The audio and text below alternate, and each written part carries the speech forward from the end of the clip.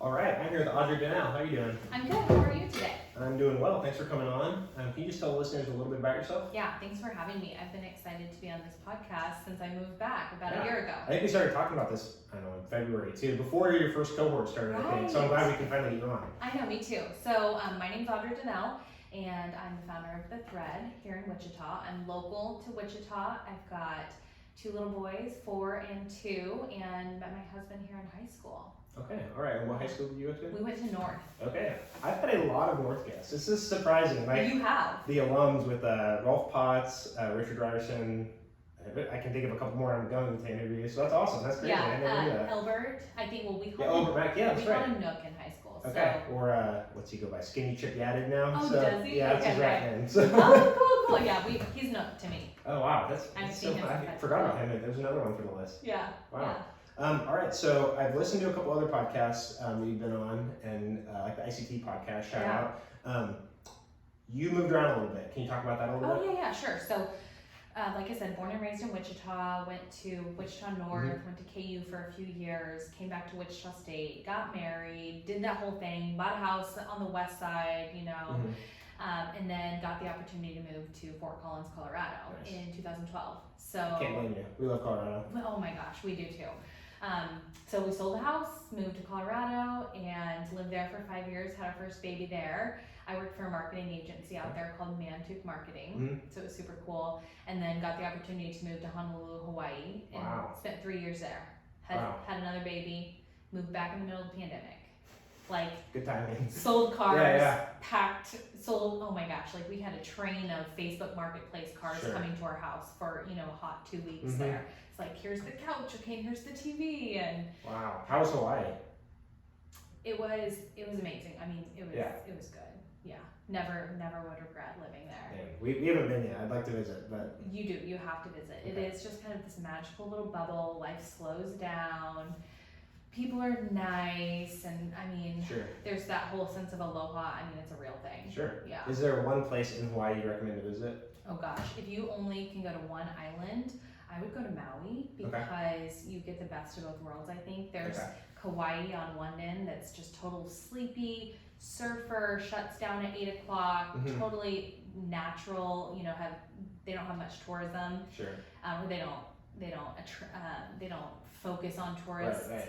And then there's Oahu, which is where I lived, and that has a lot of tourists and a lot of things going on. Big city, small island. Waikiki, which is like Vegas. Sure. I recognize these names, but Okay. couldn't tell you anything about them. And then Maui's in the middle. So Maui's like you get the best of both worlds. Awesome. Okay. Yep. Very cool. Yep. So you moved back mid-pandemic, and can you talk a little bit about, I guess, your background in leadership, and then what led you to start The Thread? Oh, that's such a good question. Not very many people have asked me about my background in leadership, which is surprising. I think I've always been a natural born leader. However, I haven't always been a good leader. And so learning how to harness just what came natural to me, leading groups of people or taking charge and doing that more with a servant attitude and honing my leadership skills, my emotional intelligence. It was a big learning for me. So when I moved to, I had, in terms of my career, I had some people that I had managed before I worked at agency. And when I moved to Fort Collins and worked at agency marketing, then I actually had a team that I managed. And I think that's really when my leadership catapulted. I saw a glimpse of who I could be as a leader. I in my mid-20s, dove into Stephen Covey training and just any of the personal development that I could get my hands on. I got involved in Leadership Fort Collins, which is very similar to Leadership Wichita. And then when I moved to Honolulu, I had the opportunity to be in a formal women's leadership alliance. And so that's really when my passion for female leaders started to shine through. And so moving back home, I knew that I wanted to do something for females in Wichita. And what did that look like in Hawaii? Like, what was the mission? Who was involved with that? What did that look like? In terms of the leadership program? Yes. So it was through the YWCA, and it targeted senior level leaders, so managers or vice presidents, a few entrepreneurs, and they brought in community leaders to pour into these other leaders. Sure. And so that's really the base of what I started with when I was thinking about the thread, before it was actually the thread. That was the vision of, okay, I went through this amazing experience with one group of women, high level leaders poured into me. Right. I really bonded with this community. How do I replicate that and make it better and more fun, in Wichita? Sure. Yeah. And so you had your first cohort, was that this last spring? Yeah, we're actually wrapping up cohort 1 right now. Okay, so it's still going. Oh, interesting. Okay. Yeah, they end in October. Okay, can you just talk about kind of what that looks like from head to toe? Yeah. I guess, how does the application process look like? What does the actual process look like? So you can apply on our website. It's the thread, WLC.com/apply. We're open to any female in leadership, and once you apply and get accepted, then you are part of a cohort. So right now we're taking applications for cohort 2. Sure. We have 30 spots. We are over 50% committed right now. Okay. So our applications end on September 12th for that. Okay. So once you're part of the cohort, then you launch into a 6-month program of every other week we do a workshop with a high-level leader pouring into you on a different topic. Maybe it's mindset, design thinking, negotiation, confidence. We curate each cohort program to what that specific group wants. So there's a little bit of wiggle room in there. We've got some topics that we know are going to be relevant, and then we let the cohort decide what else they want to hear about. Awesome, yeah. We have some fun along the way. We did like a headshot party this time with cohort 1. Oh, yeah, that's fun. Everyone got to update and get headshots that felt like them and made them feel powerful and confident. And we did a party at Jenny Dawn Cellars to kick off. Nice, yeah. And we'll wrap up with a graduation ceremony. Okay, very cool. Yeah. And you say we. Who is we? So you started it. Who else is like kind of the? It's just me. you? Okay. But I do the same thing. Yeah, we. It is me and my wife, but a lot of it, even if it's just me signing off on it, it's we. Yeah. So. Well, in the thread, I mean, the whole idea is like, I'm the founder of the thread, but the thread is, a group of people. I mean, it's like sharing ideas and all being part of one thing. So just to say me would feel so strange. No, I get it. Yeah, I get that. And I do have some people that help me. I have Kristen Townsend. She owns ICT Lifestyle Management. She helps me with some event stuff and some business stuff. I've got a VA, a bookkeeper, some lawyers. Okay, very nice. So when I say we, that's what I mean. Okay, yeah, that makes sense. And you said women in leadership, and so this isn't necessarily for somebody, it could be, but like fresh out of college, just in their first job. Not necessarily. Okay. Yeah, that's not really the target. However, I mean, we have some really kick-ass 25-year-old entrepreneurs in our first cohort. Sure. So that's why I say really any woman in leadership, that is not their first job. They've had other jobs.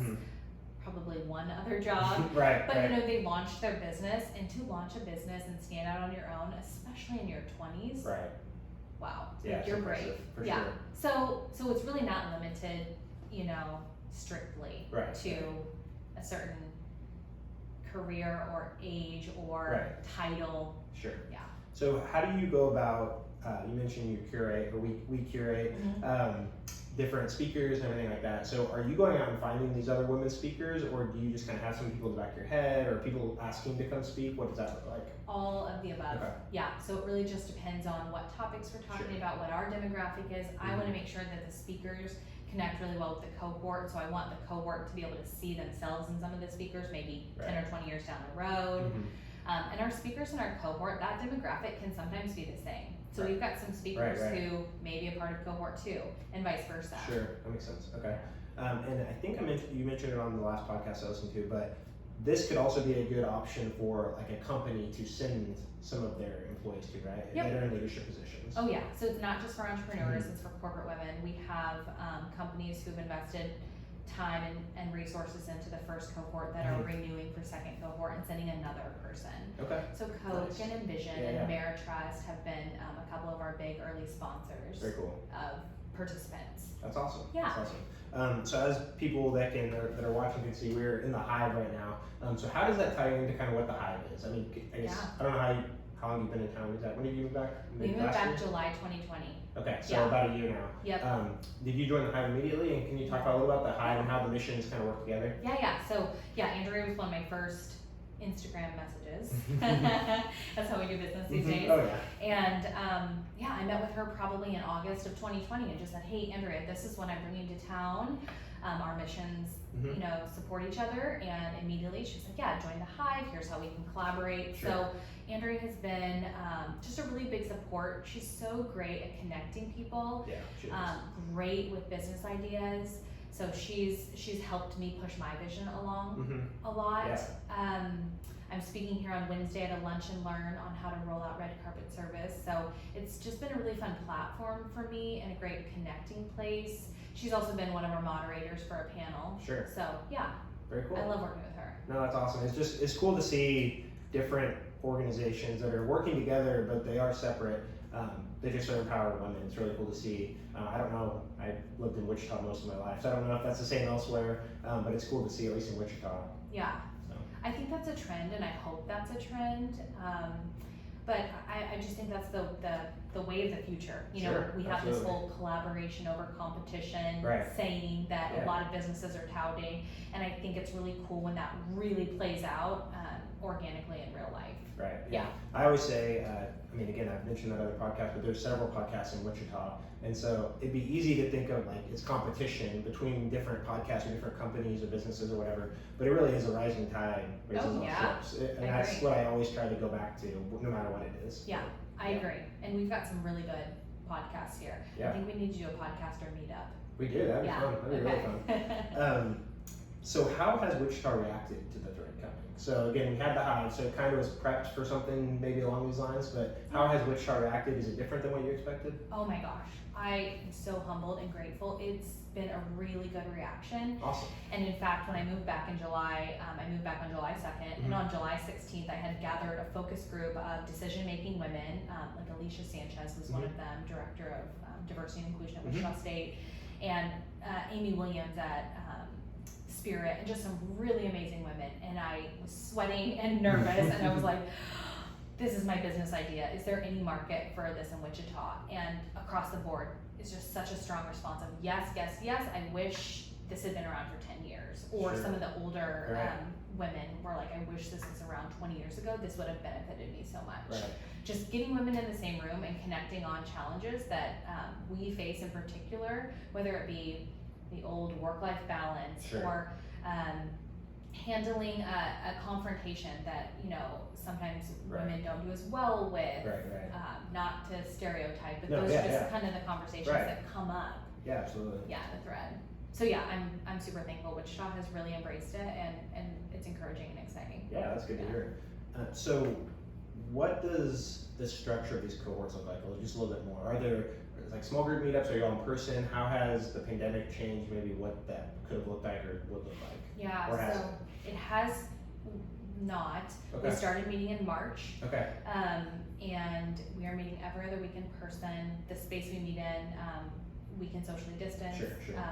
Masks or no masks, we've kind of left it up to our cohort 1 members. Yeah. Not making any decisions for cohort 2 just yet, Yeah. because Who knows? who knows what's It's gonna happen in changing 2 week to months. week or day to day. Yeah. But the intention really is that this isn't in person.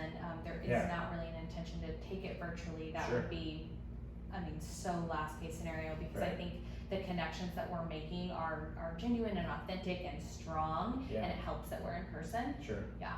Yeah. I think something I've listened to on a couple other podcasts is like online classes. So just to kind of take us a little bit off topic, but online classes, I think the typical success or finish completion rate is like 6 or 7%. But when they do these cohort-based learning, it's like 75%. So is that something you probably see versus if you tried to do like a wide open thread for women? Yeah. Well, and there's other options that do that. Sure. They Yeah. are women's groups that are virtual, and they're great Yeah, options Sure. for some people who maybe they don't feel comfortable meeting Right. in person, or they can't make Yeah. every other week for 4 hours for Right. 6 months. So I do think that there's a place for them, but yes, for sure. Yeah. I have a pulse on every single cohort member, and it definitely is tight knit versus, one kind of wandering off, or gosh, 94% wandering off. That would be Right. Yeah. It's a lot crazy. different. What did you learn from the first cohort? And then a second question to that is, what did you learn and how you're going to change for the second cohort? Gosh, I learned so much from the first cohort. I'm at the place now in my business where I'm sort of pruning and trying to put systems in place, making the business model sustainable and scalable. I'm looking at hiring a team, at least one person. Sure. Even though I have some, like I said, contractors to help me. So those are some of the things I've learned. What I'm going to change is the way we're doing mentorship. So I've gotten a lot of really great feedback from the cohort. I would say one thing I've learned on a personal note that's not fun to admit is I always think I'm open to feedback. Right. But the way I react, I want to share all the things I'm doing to combat the issue already, and it's coming off as a little bit defensive. Yeah. No one's told me this, but I'm just gathering it, you know? So that's just been my most recent learning in leadership of, how to accept feedback gracefully and really hear it instead of trying to prove something. Okay, sure. Yeah, makes sense. So you mentioned a little bit how to get involved, apply on the website. In case people are listening to this, maybe in the future past that deadline for Cohort 2, how often are you looking to do these? Like when would a Cohort 3 be at potentially ballpark? Those are good questions. Cohort 3 will start in April of 22. Okay. So we're going to do, for now, the model is every 6 months. Every 6 months. Yep. Okay. Yep. So the next cohort doors, Cohort 3 will open up in January 2022. And it's probably going to be around that 30-person limit? Yep, I will cap it at 30. Any bigger, and I think we lose intimacy. So we have that 30-person group where we workshop together, and then they also break into mastermind groups that are smaller. So they really get that chance to bond with 4 or 5 other women and say, hey, here's the challenges I'm going through, get some accountability. Right, sure. So we talked about this a little bit before we started recording, but making the jump from 2 salaries to doing this, or in some instances for entrepreneurs, jumping from a salary to no salary just as an entrepreneur, what have you learned from that? What advice would you give to somebody else that's going through that similar stage of life? Yeah, that's so good. And I do talk to a lot of women about this, especially I think when we become mothers, but we're ambitious, career-driven women, and we don't necessarily see ourselves as stay-at-home moms, but we want to be able to play a different role in our kids' lives than we could when we're working for a corporate company. I think what I've learned is, you have to stick to a budget, right? I'm a big fan of every dollar, and my husband and I did Dave Ramsey before, we were able to jump into one salary. So just kind of having a plan and setting yourself up. And we didn't do that so I could be an entrepreneur. We just did that, and then luckily it helped out a lot. Absolutely, yeah. In pursuing entrepreneurship. And then I would just say, the risk has been so worth it for me. It puts so much more pressure on you to perform, but it's a good pressure because you're doing what you love. Yeah, absolutely, I agree with that. And I'm currently still working for Coke, so I haven't gone through that yet, but maybe someday in the future that's where we end up. So even going from 2 salaries to 1, and it's just a different, you have to really think about, kind of what does success mean to you? And to, if it means having one parent stay at home and raise the kid, then that's success. Even if your overall income goes down. Right, absolutely. So I'm going to mix it up a little bit. You also do a podcast here at the Hive. And so can you talk a little bit about Ceiling Breakers? Yeah, so I do Ceiling Breakers with Stacy from Hopping Gnome, and that was a really fun meeting. I was on the podcast to be interviewed about the thread, and I walked in and she said, so just to let you know, my co-host has moved and I'm looking for a new co-host. This was before we started the podcast, and I was like, I accept. Here I am. I'm here for the first episode. So it was really fun, and it's been great getting to know women in Wichita. I think one of the best things about Wichita, like a hidden gem of Wichita, is all the people and companies that are just killing it, doing their thing, and not a lot of people know about it. Yes, absolutely, yeah. We've got the big things and the sexy, fancy things that everyone knows about, and there's probably 10 times as many other really cool things going on that don't get quite as much publicity. Yeah, and that's what not to toot our own horn, but Wichita Life, that's what we want to do, is tell those stories. Because there's a lot of, again, we were talking about Albert Mack. Yeah. A lot of people don't even know who that is. He played in the NFL for 8 years. Yeah. It's crazy those stories aren't more well known around Wichita. Right. And I think it's a shame. And so it's using our platform to try to raise that up, and you're using Ceiling Breakers and then the thread to kind of raise up all these women. It's really cool to see. I agree. When I knew when I moved back, it's like I'd experienced all these other cities and just brought that experience back with me, and I just knew oh my gosh, Wichita is such a gem, and I just cringe, when people say, why did you move back? Right. You know, I'm Right. like, oh my gosh, let me give you the list of reasons, Right. you know. Oh, absolutely. Yeah. So that was definitely a mission of mine. Like, I want my children to grow up in Right. Wichita with pride. Yeah. And if they go away, that's great because I encourage seeing the world. But, Sure. you know, I want them to have a place to come back to that they're proud of. Right. So, and I've loved, like, I mean, I've told you several times, I love what you're doing with Wichita Thank Life. you. And Wichita Moms is also another good Oh yeah, for resource. sure. Yeah, absolutely. Yeah. Yeah. So I think we've got several people really joining in this effort, and the other podcasts, like you mentioned. Yeah, this for sure. podcast. Yeah, I think again, rising tide raises all ships. It's kind of, we're all, none So of us true. are competing, so Yep. it's awesome. Yeah. I guess, don't want to skip over, is there anything I missed on the thread or anything else you'd like to talk about with the thread? Oh no, thank you for asking so much about it. Yeah, for sure. It's exciting. And we'll continue to share kind of about the cohorts, and hopefully you can get that filled up pretty quick. And well, I know it's going to fill up, but Yeah. and so if you're listening to this, go sign up now. But something again on another podcast I heard, you talked about the Enneagram a little bit. Oh yeah. And so my wife, she introduced me to it. A lot of her friends kind of read into it. I'm a 9. Oh, My are wife's you? a 2. So the whole confrontation thing, we've learned a lot about the way I react to things and the way Yeah. she reacts to things. But tell us a little bit about Enneagram, and I guess about your experience with the Enneagram and how that's affected some of your relationships. Oh yeah, that's so good. What I love about Enneagram is that it's an internal look. So yeah, you could type people like, Sure. oh, she's a type 8, she's a type 7, but it's really about what motivates you when you're at your best Mhm. and gives you those flags of when you're at your worst. Yeah. So for me, when I first learned about the Enneagram, I thought it was hilarious because I kept taking the test and I kept being an 8, which is like the challenger, Sure. the rebel, Mhm. the leader. And I'm like, oh my gosh. And a lot of people don't. I mean, Enneagram 8 is kind of like, I don't know, I feel like people are like, oh, you're an 8. Right. Oh, for sure. I've heard that. Yeah. And I'm like, well, so it helped me because it helped me identify what I do when I'm in stress, which is close the doors, not let any information out, just put my walls up, try and control everything. Right. So that has been a big undigging and a knowing for me is Right. knowing, okay, when I'm trying to overly control situations, Right. that's when I'm under stress. So there's some things I need to let go of here because the control is not going to help. Yeah. That's just me kind of going to my default stress Right, mechanism.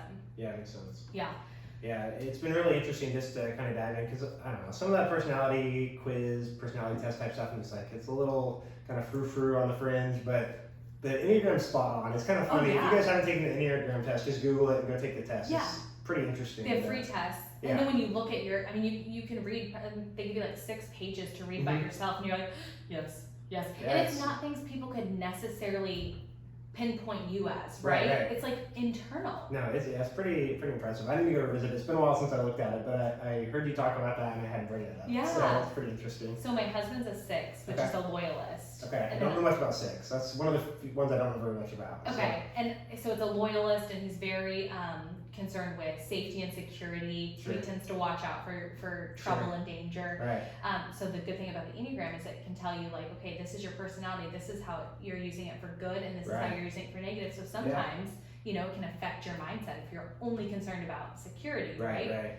But we both have a wing of 7, which Okay. is, I think it's like the social Yeah. enthusiast. Yeah. So, you know, when we're talking about like trying to put some white space in our schedule and slow Right. our life down, it's very hard for us because we Right. both are really social. Sure. So that's just been interesting to know. That is super interesting. Yeah. So I sent you a couple questions before this. These are some questions I've cherry picked from other podcasts, and so let's kick it off with those. Cool. What is something you often recommend to people, whether it's a book or a podcast or Yeah. anything like that? I am a big podcaster, so I Mhm. love a couple podcasts I always recommend are Disrupt Yourself by Okay. Whitney Johnson. Okay. And it is all about being on the S curve of life, and you know, when you're on the bottom of the S curve, you've disrupted yourself, and then you get kind of to your sweet spot. But then when you get to the top, it's time to disrupt yourself again Okay. in some Yeah, way. I've heard that. That's interesting. It's Yeah. a really good one. I'll have to listen to that. And then a new one that I recommend to a lot of women is Girlfriends and Business. Okay. And it's Allie Webb, who founded a business called Dry Bar. You probably have no clue what that is. I actually have heard about that. They You do? talked that she was on How I Built This. Okay, That's the only reason I know that. Yes, yeah. So she and a couple other girlfriends in business Mm-hmm. talk about entrepreneurship and being a woman and having a family and a relationship and COVID and just all the things. Nice. Okay. Yeah, and they're all actually in new startups Very cool. Yeah, so That's that's awesome. a really cool one. Yeah, I will have to share those, and I'll check them out myself because Cool. I have not listened to either one. What is your favorite failure in any aspect of your life? Okay, this was the most fun question because I've never really thought about what my favorite failure is. But I would say when I moved to Honolulu, it was essentially to take over an ad agency as the owner was retiring out. So once I got there and got into the weeds, I kind of learned I didn't want to take over anyone else's business. I wanted to start my own. Sure. But I'd sold a condo in Colorado, all of our stuff, Right. moved across the ocean, set up life here in Honolulu. Right. So once we got pregnant with our second baby, I decided, okay, this is going to be the opportunity. We're going to take 6 months to transition me out of this business. And we did that, had the baby, and then basically freelanced until I figured out what kind of business I wanted to start. Gotcha. So it's a failure of, okay, we moved from Colorado, and we would have probably been in Colorado the rest of our life. Right. We loved it so Right. much. But if all those failures wouldn't have happened in that exact order and COVID hitting, we probably would never be back here. That's crazy. Yeah. Yeah. Yeah. God has a plan. That's Yeah. awesome. What was it in the same vein, I guess? So you were trying to decide what direction you were going to take it. Did you think it was like a completely different direction you'd go? So if you're taking over like an ad or marketing agency, and then you were like, I don't want to do this. What was your thought process there? Yeah. So I graduated from Wichita State with an integrated marketing communications degree. Okay. That's one of the right fast. Oh, really? Yeah. And agency life is kind of like the gold star. You're like, Sure. I want to work in an agency, Gotcha. Grediman or what Signal Theory or J.Joe. I mean, there's so many good agencies here and elsewhere. So I got to Colorado, started working in agency life, loved it, obsessed with it, worked all the time like crazy, had a baby, then went and worked at a different agency in Honolulu. Sure. And so I knew that I didn't want to do an ad agency because really when you run an ad agency, when you own it, you have like 20 bosses. Sure. Yeah. And so that didn't really feel like kind of freedom that I was looking for. Right. So yeah. So yeah, makes sense. Yeah. I just did a ton of I did Christy Wright's business boutique. She's a Dave Ramsey personality. Okay. So I mean, she has this whole process of how do you figure out what kind of business you want to start. And I tried several things. I bought into Scout and Cellar Wine, which is like kind of an MLM. I have heard of that. Yeah. And it's really great wine. I do love it. But I was like, okay, no, that's not for me. Right. And I was thinking of going. I had in 2012 started a social media marketing agency. And thinking of going back to the social media arm, and I was like, no, that's not my passion. So I tried several different things, and ultimately, everything quickly came together with the thread. So it wasn't an overthinking or a strategizing and analyzing thing. It was a gut thing. Yeah, that's COVID important. hit. Yeah, for we're sure. moving home. This isn't in Wichita. The stars align for sure. Yeah, so it makes sense. Yeah. I think I've heard a quote too, just about what you think, kind of overworking or how much you think something is going to take, or the 20 bosses. And so I heard the quote was something along the lines of like, entrepreneurs are the only people that will work 80 hours a week so they don't have to work 40 for somebody else, or something along those lines. Right. And so, it feels like that. Yeah. Like this morning, I missed my boot camp because I was up until like 11 a.m. just prepping for the week. And my boot camp instructor texted me. He's like, "Hey, guess what happened today?" I said, "What?" He's like, "You missed class." I was like, "Dang it." Gotcha. I was like, "Listen, Edgar, I'm an entrepreneur. You do understand." But what is your definition of success?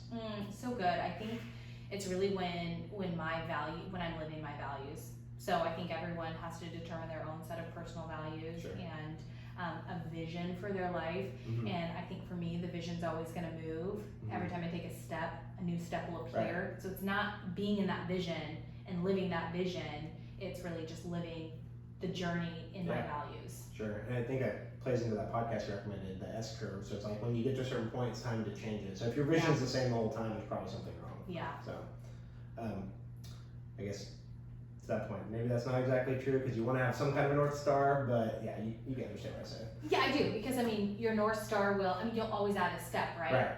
When I came here and was wondering, is the thread going to be a viable business? Right. Then I got lucky enough to be exposed to a new mentor who challenged me. And he was like, do you want it to be this little thing or do you want it to be this thing? Right. And not that I immediately went this thing, it's just it opened up my mind. And, I thought, I could pull this and this. And so my vision for my life in 5 years, Right. Who knows what it'll be in 10 years. Right, exactly. Tell me about a life motto you live by, or what is some of the best advice you've ever received? Action beats planning. So I'm a big planner. I have a huge event planning background. I planned the state's largest job fairs in Honolulu, or in Hawaii, the state's largest, and did a ton of events with all of my marketing jobs. So I'm a big planner. However, action beats planning every time. So just picking up the phone, making that ask, posting on social. So that's kind of the best advice I think I've had, is just taking action. And then a motto I like to live by is do it scared. So, you know, it's like I am rarely in my comfort zone these days. I'm always, you know, one step beyond, and hopefully 10 steps beyond some days, my comfort zone. And so that's, I just know if I'm scared, that's a flag that I should be doing it. Sure. If I'm scared I'm just anything, right? Yeah. It's like if it comes to you, but you're like, oh, I can't do that. Right. You know you have to do that. Right. Yeah. There's two things that come to mind when you say that. Ryan Holiday has a book called Obstacle is the Way. Oh, and so I've heard that immediately ties into that. It's kind of like, if there's friction one way, like water takes the path of easy or least resistance, but it's like, if the obstacle's there, it's there for a reason. It's going to make you stronger. It's going to kind of mold you into whatever you're supposed to become. And then I think it's Will Smith. There was a quote I heard one time, but it's what's on the other side of fear. Yeah. And so that always kind of rings Everything true. you want is on the other side of fear. Yes, that's so true. Yeah. I don't even know if I've said this, but I was really scared to move back to my hometown and start a business. I mean, that just felt like the scariest thing for me to do. It would have been much easier for me to move to another new city and work in an agency or stay home and freelance, but to move back to my hometown and start a business that I really care about and had the opportunity to potentially fail, that's scary. Yeah, absolutely. Yeah, that's really cool. What is a habit that you've developed over the past few years that's most improved your life? I think it is to take action. Yeah, that's probably the way I get things done, and you know, just getting out of my head and just, if I'm thinking it, do it, even if I don't have a full plan for it. Yeah, I've kind of learned that over the last few years as well. I am a notorious, I'll have like 1,000 sticky notes or like to-do lists and all this stuff, but there's stuff on my to-do list that's been there for 6 months, and it's like, okay, so it's probably not that important. I just need to take action on what actually matters, and it always feels much better when you actually do take the action and get stuff done. Well, and I mean, just that first, it's like, what's the quote about, you know, all you need is 10 seconds of insane bravery, and just make the ask. I mean, I asked Kay Monk Morgan to speak at the Thread, you know, and she's this sought after speaker, and I mean, just so wonderful, and she was kind of a big reach for me and my group, and just, you know, making the ask, or I mean, just anything. Right, and that reminds me of early days of the podcast. So at this point, I'd done a couple episodes, and I recorded everything on my phone. My phone would sit on the table and we'd talk. I wasn't even doing online interviews because I didn't know Zoom wasn't really a thing. And so it was like, how do I use Skype? How do I record Skype? What software do I need to record Skype? Etc. And so I reached out to your fellow North alum, Rolf Potts, who's a world-renowned travel author, recommended by my favorite podcasters like Tim Ferriss. And so I messaged him on Instagram. I'm like, hey, I just found out you're from Wichita. I read your book. Like, would you like to come on my podcast? And he responded within like an hour. He's like, hey, how's Tuesday? I had like 3 days to like figure out how I'm gonna record this, buy some software, and figure it all out. And so it was just asking. Like, I could have just, I think in my head I was like, okay, I need to earn this. Like, I haven't earned this at all. I've only done a couple podcasts. Who am I to ask this guy who's very successful to come on the podcast? But again, it's just asking. Like, they're happy to do it most of the time. And I've learned that, especially around town with the entrepreneur scene here in Wichita. Everybody wants to help each other. Like that, we want to build each other up. It's just asking, and that people are willing to help. Yeah, and I've gotten some no's. I mean, I got some big no's that I was super bummed about, or you know, no callbacks, and that's okay. But most of the time when I ask, people are going to say yes. So it's just flexing that muscle of, okay, do I want something? How do I get it? And what's the first step I can take like right now to put that into reality? Right. And somewhere I've read or listened to this, but it's something along the lines of like, what's something you can do, I don't remember how it goes, like if there's something, what is the first 5 seconds of that thing? What is something you can do in 5 minutes? Like right now versus if it's gonna take 5 weeks, what can you do right now? Keep chunking that down into smaller and smaller tasks until you're like, okay, I can take action on this one thing, make that phone call, send that message. Yeah. You're not accomplishing the whole thing, but you have to take that first step to get anywhere. Yeah. So. I've had some really impressive women in my cohorts, and they have just, I don't want to say, I'm so respectfully intimidated of all the cool things that they've done in their career and the names they've made for themselves. And to make that ask and say, oh, you're interested, okay, or give that call back. It's scary, but I just do it. Yeah, absolutely. Yeah. And I don't know what I'm going to say half the time. Right. You know, I'm like, you just okay, gotta wing it. let's just that's what have I'm this putting as well. conversation. Yeah, Yep. absolutely. So we just have a couple more questions. These are Wichita specific. So what is your favorite part of Wichita, or what's a hidden gem in Wichita? Oh yeah. College Hill is definitely my favorite part. So when we moved back, my family's all from the west side, I went to north, so Riverside was kind of where I hung out. And I just have fallen in love with College Hill, so when we moved back, we actually rented an Airbnb in College Hill. And tested out, okay, how is this going to be the drive to the west side to see my family? Is it going to be too far? Like I thought we'd never live within hours of family again. And all of a sudden I'm worried about a 20-minute drive. That's really funny.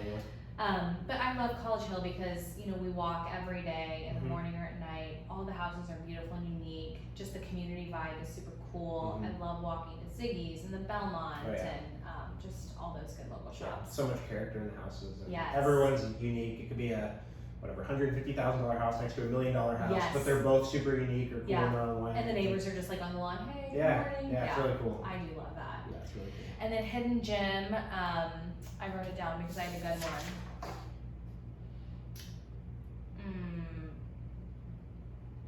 Oh, Frost. Frost is a new, I don't know if a lot of people are going to it. And there was the whole Frost and Andy's thing. Right next to each other. I bet a lot of people are going to it, and they've been on the podcast, but I just always, we probably go there 3 times a week. Oh, wow. Yeah. We've only been a couple times, but we love it. Yeah, it's awesome. It is, I'm not even a huge sweets person. Yeah. But, I've got 2 little boys, so anytime they obey me, I'm like, ice cream! Right. And you're right there. I know. Well. But so that's probably one of my favorite hidden gems. There's so many good restaurants, and EB Eats. Oh, yeah. I love all of his recommendations too. He's the first website I go to whenever I need to look someplace up. So you're like, okay, Mexican on Tuesday. Exactly. Exactly. Where do we go? Frost. So I've got a really bad sweet tooth, and so ice cream is like my do. kryptonite. And so cookies and cream is my go-to. And my wife and I both agree Frost has the best cookies and cream ice cream we've had. Okay, so, there's the stamp. Yeah, I don't know if it's a hidden gem. Do you think it's a hidden gem? Probably. I don't think it's like super well known or what's. I think people that go to College Hill know about it, but I think if you're on the west side and you don't really come over that often, you probably wouldn't know about it. Right, because it's so central. It's not really east or west. They have a new flavor. It's sour cream and cinnamon. Interesting. It's crazy good. Okay. I know, we'll it sounds weird. Try it. I'll try it, for sure. Is there anything you wish Wichita had that it doesn't, or what would you improve about Wichita? I think about the cities I've lived in, Fort Collins and Honolulu, and what I loved about Fort Collins is how centric Old Town was.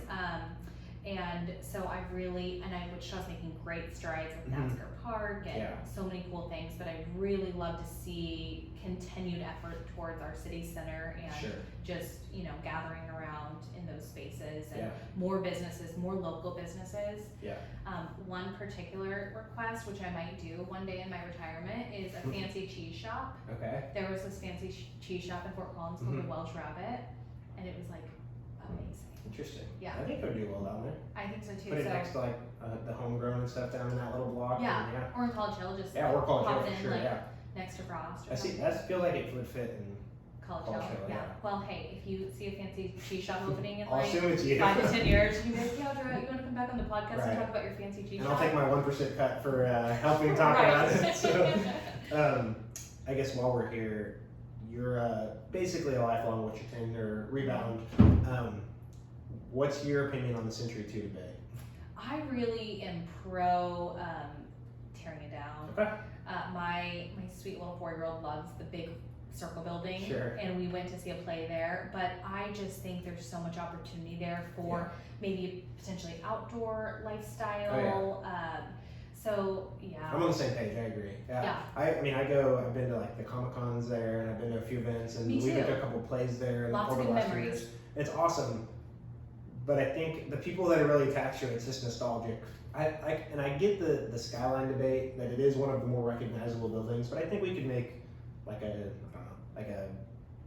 what you call it, overhang or something that looks like Century 2. It's kind of like an honorary thing, but then have a bunch of open space or build whatever we need to do. So one, we can get the performing arts shows that we're not getting because of the limitations right now. Yeah.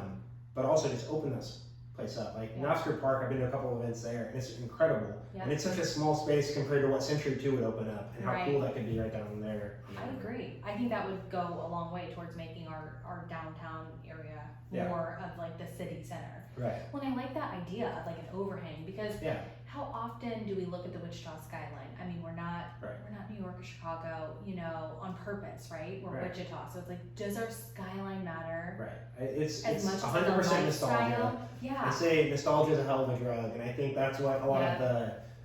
If you're listening and you're on the Safe Century 2, I completely understand, but that's kind of where I stand as well. I think it'd be better for the city moving forward, and my daughter is 16 months old, so let's start it now so we can enjoy it before she moves out of the house. I know. Well, I mean, in Fort Collins, they were talking about making this down by the river, this like rafting, paddleboarding, just this outdoor, and I mean, that's in Colorado, so they have the same amount of outdoor time as we do, you know, so it's not like that, though it's a weather related issue. So yeah, I just think there's so many cool things. I agree. I walked in the hot middle of this debate, or like, you know, with COVID, like they put it on the shelf. So I'm definitely late to the game. Now I'm curious to see where it kind of goes, where it picks back up at. I think the Greater Wichita Partnership's kind of involved with that, but hopefully that gets rolling sometime soon so we can have the vote if there needs to be a vote or whatever that looks like. And so regardless if we're going to keep it or tear it down, let's get going. Yeah, so, keep the conversation going, make a decision. Yeah, for sure. I agree. So just the last question, what does Wichita mean to you? I mean, Wichita is my home. It means family. Most of my family is here. I love to describe Wichita as a place where the logistics of daily living are easy. So you can apply that energy towards whatever you're passionate about, whether that be really loving on your family well, starting a business, your church, volunteering, just all of the above. In other cities I've lived in, you know, the daily logistics of traffic and getting around the city and what school can your kid get into because you have to be on a wait list for a few years. That stuff really takes a mental toll on you. So Wichita to me is easy logistical living, so you can spend your energy on what you want it to be spent on. I've never heard it described that way, but I love that. I think that definitely applies to Wichita. So. But Audra, thanks for coming on. This was a lot of fun. Where can people find you or the thread? Yeah, thanks for having me. You can find the thread WLC on Instagram, Facebook, LinkedIn, also our website, thethreadwlc.com, and I'm Audra Dinell on all my handles. All the same platforms. Sounds good. We'll share all that. We'll share a link to the thread so people can sign up before that deadline coming up for Cohort 2. And then if you missed that, sign up for Cohort 3. So thanks again. Thank you. Bye.